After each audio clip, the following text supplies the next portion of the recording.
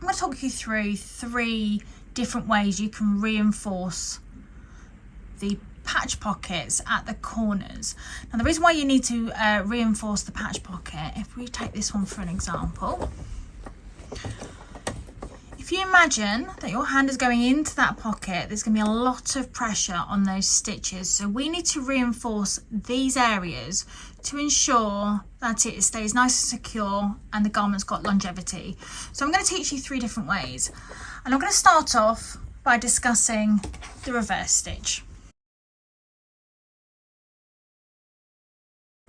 So this stitch should be probably quite familiar to you. It is a reinforcing stitch, but what I've done is I've, instead of just going reversing back and forth once, I've done it 3 times just to get that real strength in the top of the pocket. So what I'm going to do is I'm going to place it in the machine and I'm going to demonstrate how I do this. So I'm now going to wind my needle in. I'm going to walk it forward, 1, 2, 3. Okay, and now I'm going to reverse stitch 3 times. I'm going to go forward again, reverse, and then I'm going to go. And I'm going to sew this all the way around, and I'll repeat the same when I get to the other end. So that's now sewn in, and the patch pocket is reinforced at the top. So that's what it looks like once it's in.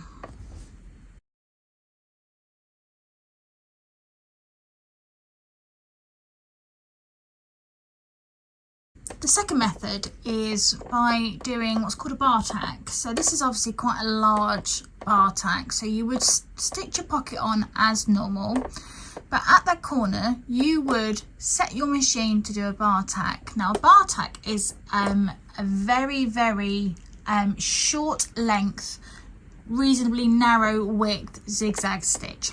So you're looking at about 1/2 mil in length and about 2 mil in width, and the idea is that just goes over your securing stitches at the very beginning and the end of your top stitching, and it just locks everything in place. It's very common to find bar tacks in jeans around areas where there's a lot of strain, so patch pockets particularly on the backs of trousers, but you also find them at the bottom of flies as well. So before I stitch it, you'll notice that this patch pocket is square, and until you get really confident, one of the things I would advise you to do is to mark out the pivot points on these bottom corners, because you're going to sew down, stop, you're going to pivot, you're going to come across the bottom, you're going to stop, and you're going to go all the way back up the top, and getting those corner points accurate is very important. So what I'm going to do is mark out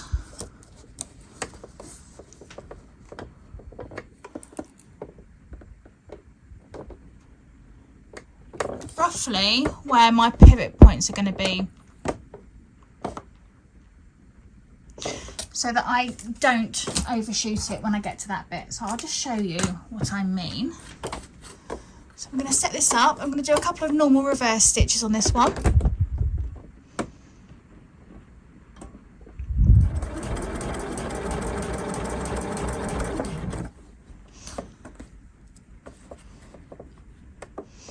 So I'm aiming for this point here.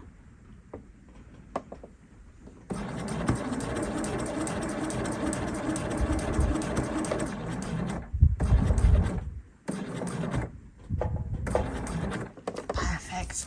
So I'm now going to lift my foot, I'm going to pivot this around, and I'm going to run across the bottom and then back up to the top. So I'll go and do that now.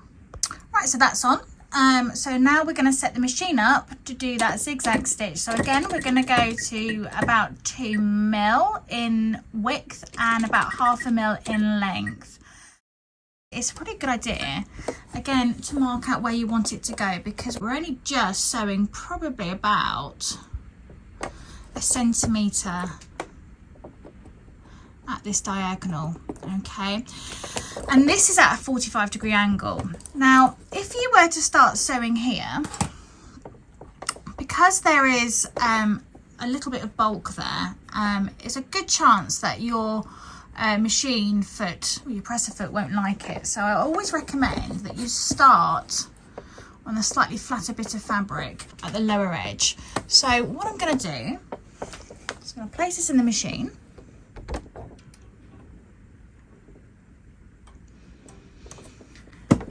And I'm going to calibrate it, so I know that my first stitch goes over from the right hand side to the left hand side.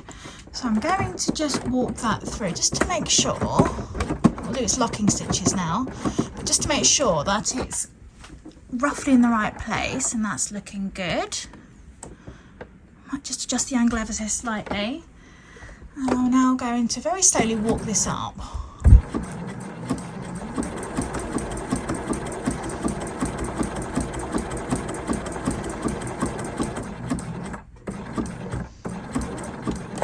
Finish right on that tip.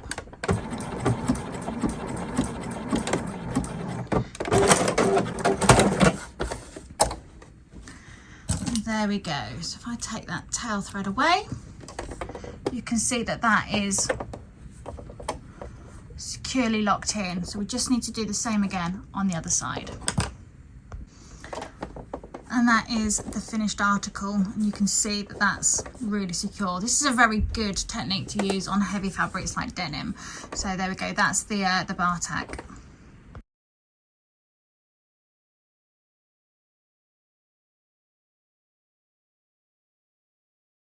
The final method I want to discuss is this triangle method. It's really classy and very nice, and you can quite often see it on dress shirts. The only thing you've got to remember about this, although it's not particularly difficult, because you're sewing at that 45-degree angle, you're going across that horizontal line and then down, pivoting, going up and finishing as a mirror image on the other side. What's tricky is actually getting this triangle even across both sides, because you want them to be symmetrical. So what I'm going to do is I'm going to first of all spend some time marking my fabric. So first thing I've done is I've marked in the seam allowance. Okay, so much like we did in the pivoting exercise down here, I've repeated the same up there because we want to finish the top bits at the same point. And then what I'm going to do is I'm going to take a ruler, and I'm going to measure probably about 1/2 centimetre. You don't want them to be too big, otherwise it will look a little strange, especially on a pocket this size. It's not a particularly big pocket. Okay, and then I'm going to do the same on that vertical line there. Okay, so what we're going to be doing is we're going to start stitching here, and we'll stitch to this point, and then we'll go across, and then we'll go down, and then we'll pivot, and we'll go across, and then we'll pivot, and we go all the way up to the top, and then over to this point, and then down to that point, and that shall finish our stitching. So I'll do that now, and I'll show you the result.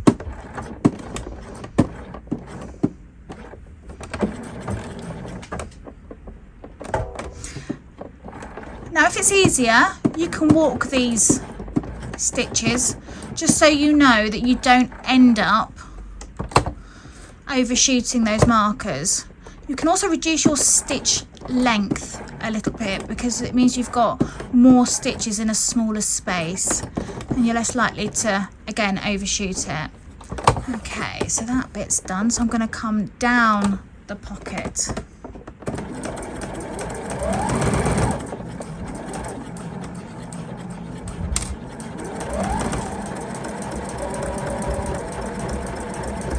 Okay, so I'm about to go all the way to this point here.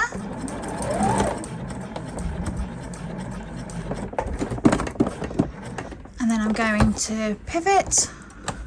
I'm going to walk it now because I don't want to overshoot. And then I'm going to then come back down this point down here. And then I'm going to do one reverse stitch just to lock all of that in. And that there, if I take that tail thread away, that should give you a nice even finish across this pocket.